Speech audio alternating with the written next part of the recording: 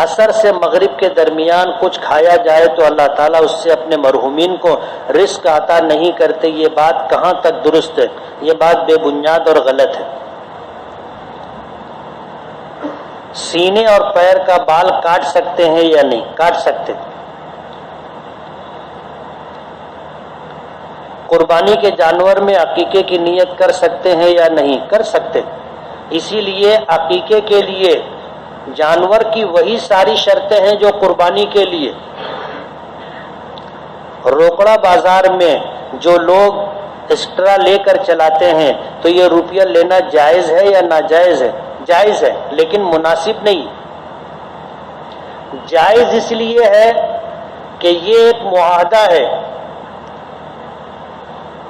اور جس کو روکڑا بازار سے جب سیٹ کسی کاریگر کو لینے جاتا ہے تو وہاں طے ہو جاتا ہے کہ جتنا کپڑا بنا جائے گا اس کی مزدوری تو لوں گا، الگ سے 100، 150، 200 روپیہ لوں گا۔ سیٹ راضی ہوتا ہے تو لے جاتا ہے، اس لیے لینا تو جائز ہے، مگر مناسب اس لیے نہیں ہے کہ جو مزدور ہفتہ بھر کام کرتا ہے، آج کی رات ایک روکڑا کاریگر لے کر کے آئے، اس کے بازو والے لوم پر وہ کاریگر چلا رہا ہے جو روزانہ چلاتا ہے، اس کو تو صرف مزدوری مل رہی، لیکن یہ آدمی سیٹ کی مجبوری سے فائدہ اٹھا رہا ہے۔ شریعت میں کسی کی مجبوری سے فائدہ اٹھانا جائز نہیں ہے،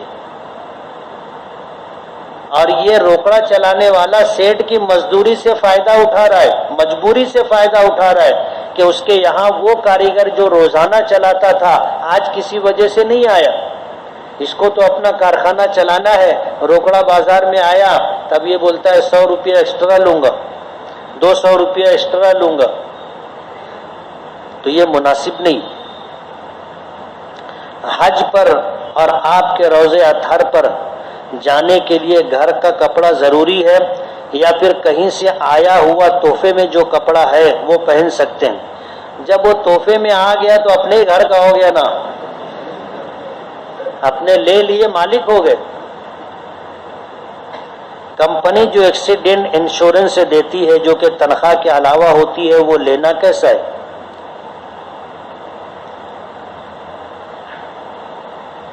شرعی اعتبار سے جائز نہیں۔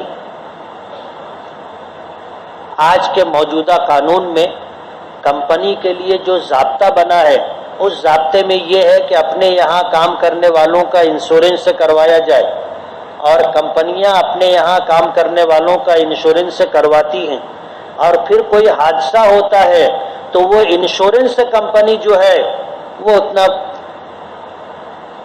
انشورنس میں جو دینا طے ہوتا ہے وہ دیتے، اور اس کا جو پریمیم ہوتا ہے وہ کمپنی کی طرف سے بھرا جاتا ہے۔ جائز نہیں۔ سود کی رقم انکم ٹیکس میں دے سکتے ہیں یا نہیں؟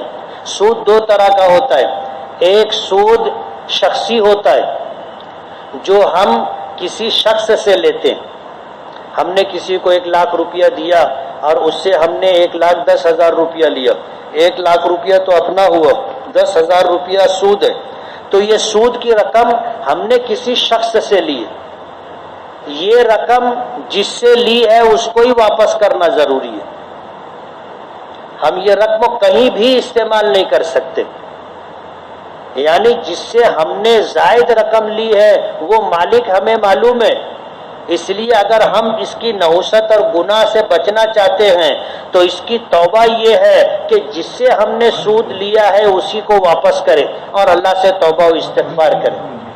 اور ایک سود وہ ہوتا ہے جو بینکوں سے لیا جاتا ہے، اور بینکیں بھی دو طرح کی ہوتی، ایک پرائیویٹ بینک ہوتی ہے اور ایک سرکاری بینک ہوتی ہے۔ تو سرکاری بینکوں سے جو پیسہ لیا جاتا ہے جسے قومی بینک کہا جاتا ہے، تو وہاں سے جو پیسہ ہم نے لیا ہے یہ پیسہ بینک کے کھاتے داروں کی طرف سے یا بینک سے لون لینے والوں کی طرف سے جو زائد رقم آتی ہے اس میں سے ہم کو ملتا ہے، لیکن جن سے ہم کو یہ رقم ملی ہے وہ مالک ہم کو معلوم نہیں ہے۔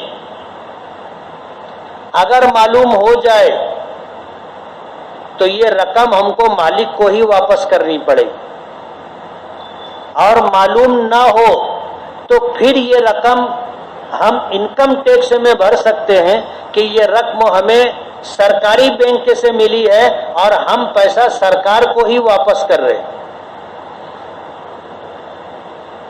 سمجھ رہے ہو؟ لیکن یہ مالک نہ معلوم ہونے کی شکل میں حتی الامکان کوشش کرنا چاہیے کہ بینک کے بکھیڑے میں نہ پڑے. مجبوری ہو الگ بات ہے، گھر سے پیسہ چوری ہو جائے گا، لوگ لوٹ کے لے جائیں گے، یا قانونی طور پر کوئی پریشانی ہوگی اور قانونی الجھنوں میں پڑ کر کے ہم قانونی گنہگار ٹھہریں گے، تو پھر مجبوری ہے. تو جہاں تک مجبوری ہو وہیں تک بینک کے ساتھ معاملہ کرنا چاہیے. سفر سے واپس گھر نہ جاتے ہوئے ڈائریکٹ مسجد میں گئے تو نماز پوری پڑھیں گے یا قصر؟ پوری پڑھیں گے. گھر سے تعلق نہیں ہے، اپنے شہر سے اس کا تعلق ہے.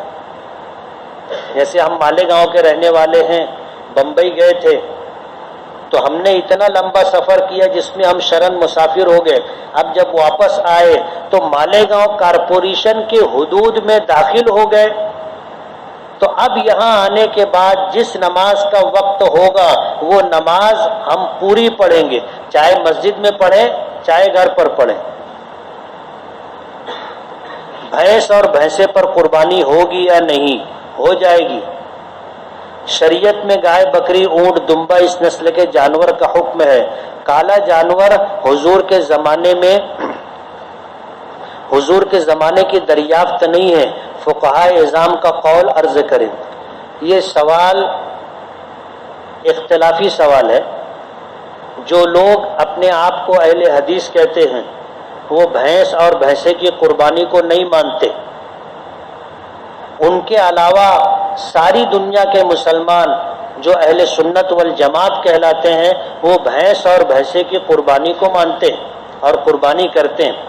میرا ایک سوال ہے، آپ سبھی لوگ اسے یاد رکھیں تو مسئلہ سمجھنے میں، حل کرنے میں، جواب دینے میں آسانی ہوگی.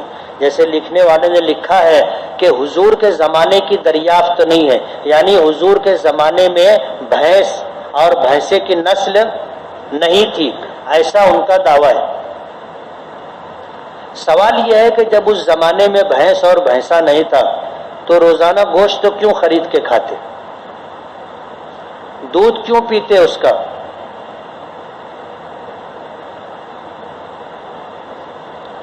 اس کے گوشت کے حلال ہونے کی اور اس کے دودھ کے حلال ہونے کی تمہارے پاس کیا دلیل ہے؟ مسئلہ صرف قربانی کا نہیں ہے، مسئلہ آ جائے گا حلال اور حرام ہونے کا. تمام فقہا اور ائمہ اربعہ نے بھینس اور بھینسے کو گائے کی نسل سے مانا ہے، اسی لیے اس کا گوشت بھی حلال ہے، اس کا دودھ بھی حلال ہے. اور اس کی جس طرح گائے بیل بچڑے کی قربانی ہوتی ہے اسی طرح قربانی اس کی بھی ہو جائے گی. اور اگر مسئلہ صرف قربانی کا تم سمجھتے ہو تو ایسا نہیں، مسئلہ تو اس کی حلت پر اور دودھ کی حلت پہ آئے گا. دودھ تو گھٹا گھٹ پیتے نا.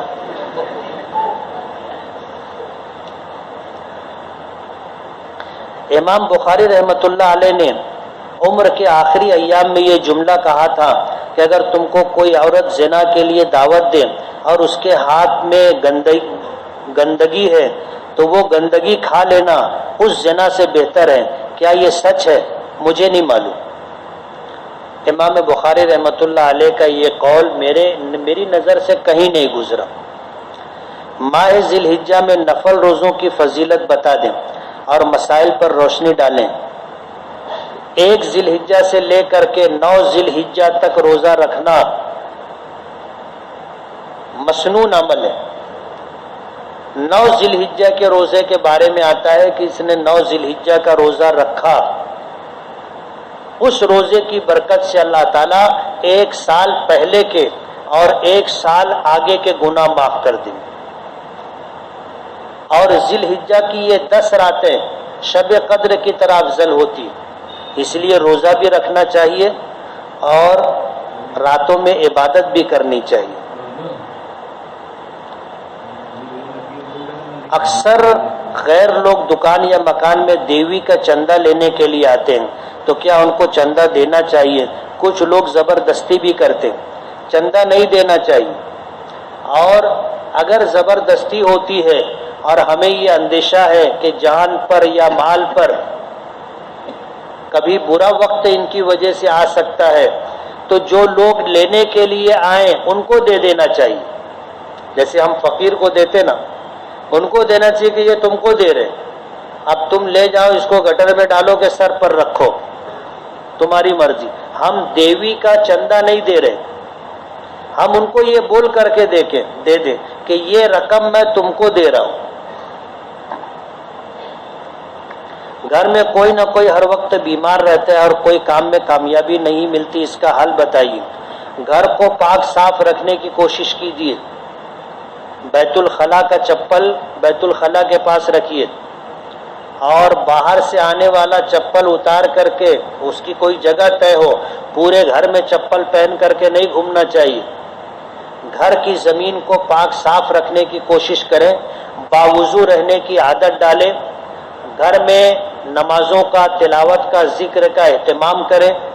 صبح اور شام چوتھے کلمے کی ایک تسبیح پڑھنے کا معمول بنائیں. 100 مرتبہ چوتھا کلمہ صبح اور شام پڑھیں.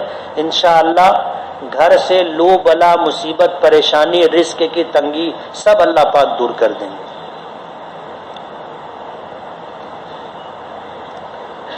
پھوٹا ہوا پیالہ استعمال کر سکتے ہیں یا نہیں؟ جب تک وہ استعمال کے قابل ہو استعمال کر سکتے. مناسب نہیں ہے، لیکن اگر گھر میں معاشی طور پر تنگی ہے، نیا برتن نہیں لا سکتے تو ٹوٹے ہوئے پیالے اور برتن کو بھی استعمال کر سکتے. وضو کے بعد آئینہ دیکھنے سے وضو ٹوٹ جاتا ہے یا نہیں؟ وضو آئینہ دیکھنے سے نہیں ٹوٹتا، یعنی آئینہ دیکھنا نواقض وضو میں سے نہیں ہے. کیا آپ حج کے لیے جا رہے ہیں؟ ہم قربانی مکے میں کرانا چاہتے ہیں، کسی اور کو رقم دینا مناسب نہیں لگ رہا ہے. دعا کر دو میں چلے جاؤں. میرا پاسپورٹ کل آیا ہے اور نصیب کی بات یہ ہے کہ کل ویزے کا آخری دن ہے. حج ویزے کا کل آخری دن ہے اور یہ ویزا دلی ایمبیسی میں لگتا ہے اور وہ لوگ صبح 8 بجے تک پاسپورٹ لیتے ہیں، اس کے بعد نہیں لیتے. تب پاسپورٹ میرا کل آیا. آج پاسپورٹ میں نے جمع کروایا ہے. اب نصیب ویزا لگ جائے گا تو جائیں گے انشاءاللہ. ویزا لگوانے کی پوری کوشش کریں گے. ابھی ہفتہ بھر ہے. دعا کر دو، اللہ کے لیے کچھ مشکل نہیں.